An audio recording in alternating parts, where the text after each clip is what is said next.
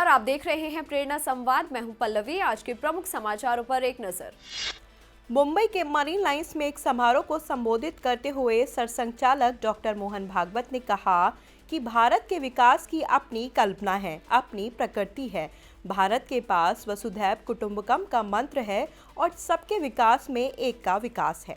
ये धर्म मनुष्यों को सुविधा संपन्न और सुखासीन बनाता है और प्रकृति को अगर नष्ट करता है तो वो धर्म नहीं है। उसी का अनुकरण अमेरिका को देखकर, चीन को देखकर भारत करेगा तो ये भारत का विकास नहीं है। ये विकास हो सकता है, लेकिन भारत चाइना जैसा बनेगा, भारत अमेरिका जैसा बनेगा, ये भारत का विकास नहीं है। शेर बकरी के साथ खाना खाएगा, मनुष्य जैसा अहिंसक, ये शेर का विकास नहीं, उसकी विकृति है। भारत का विकास होगा भारत की दृष्टि, भारत के जनों की परिस्थिति, पृष्ठभूमि, भारत के जनों की आकांक्षाएं, अपेक्षाएं, भारत के जनों का संस्कार, भारत की संस्कृति, भारत का विश्व के बारे में विचार, भारत का जीवन के बारे में विचार, इन सब के आधार पर भारत का विकास होगा। इसमें दुनिया से कुछ आने लायक है जरूर, लेकिन हमारे लिए कोई हमारा धर्म कहता है वसुधैव कुटुंबकम, तो विश्व में हमारे लिए कुछ भी पराया नहीं है, लेकिन हम लेंगे अपने प्रकृति के अनुसार लेंगे, अपनी शर्तों पर। मेरठ के माधव कुंज में नेह नीड़ फाउंडेशन का द्वितीय वार्षिकोत्सव मनाया गया। यह संस्था झुग्गी बस्तियों के बालकों की शिक्षा, संस्कार तथा स्वावलंबन के लिए समर्पित है और पिछले 2 वर्ष से अविराम कार्य कर रही है। इन 2 वर्षों में नेह नीड़ ने जरूरतमंद बच्चों की जीवन शैली को पूरी तरीके से बदल दिया है। बालकों ने पढ़ाई के साथ ही खेल व अन्य गतिविधियों में भी प्रगति की है। नेह नीड़ छात्रावास में रहकर शिक्षा प्राप्त कर रहे बालकों ने कार्यक्रम के दौरान मनमोहक सांस्कृतिक प्रस्तुतियां दी।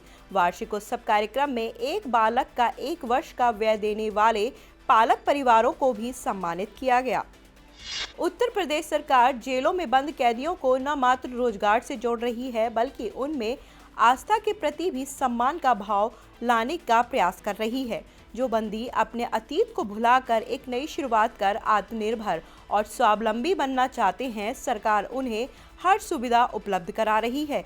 इसी कड़ी में फतेहगढ़ कारागार के महिला और पुरुष कैदी ओडीओपी योजना के अंतर्गत ब्लॉक प्रिंटिंग की कला की ट्रेनिंग ले रहे हैं। वह ट्रेनिंग के माध्यम से रामनामी, राधे राधे, ओम नमः शिवाय के प्रिंटिंग दुपट्टा, पटका, गमछे तैयार कर रहे हैं, जिसे अयोध्या, वाराणसी, मथुरा और चित्रकूट समेत प्रदेश के सभी धार्मिक स्थलों पर बिक्री के लिए भेजा जाएगा। इसमें से होने वाली आय को 10% सरकारी खाते में जमा करने के बाद कैदियों को बांट दिया जाएगा। साथ ही कैदियों को प्रमाण पत्र भी दिए जाएंगे। मुस्लिम समाज पाकिस्तान के विदेश मंत्री बिलावल भुट्टो की बेतुकी टिप्पणियों को लेकर आक्रोशित है। सहारनपुर में मुस्लिम समाज के लोगों ने बिलावल भुट्टो के विरोध नारेबाजी कर पुतला फूंका, साथ ही पाकिस्तान मुर्दाबाद के नारे भी लगाए। मुस्लिम समाज के लोगों ने कहा कि पीएम नरेंद्र मोदी की ओर दुनिया देख रही है, जो पाकिस्तान को हजम नहीं हो रहा है। हम इसकी घोर निंदा करते हैं। भारत का मुसलमान प्रधानमंत्री मोदी के नेतृत्व में सुरक्षित है। हम भारत के मुस्लिम अपने प्रधानमंत्री के खिलाफ अशोभनीय टिप्पणी बर्दाश्त नहीं करेंगे। अब एक नजर आज की प्रमुख सुर्खियों पर। प्रयागराज के माघ मेले में 5000 जवान संभालेंगे मोर्चा। जनवरी में शुरू हो रहा है माघ मेला।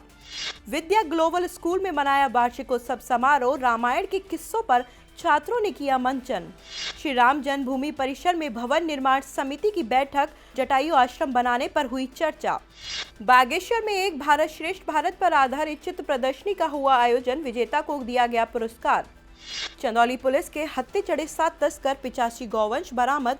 पशु तस्करी रोकने की दिशा में पुलिस का प्रभावी कदम। आज के समाचारों में इतना ही। फिर लेकर आएंगे कुछ नए समाचार। तब तक के लिए नमस्कार।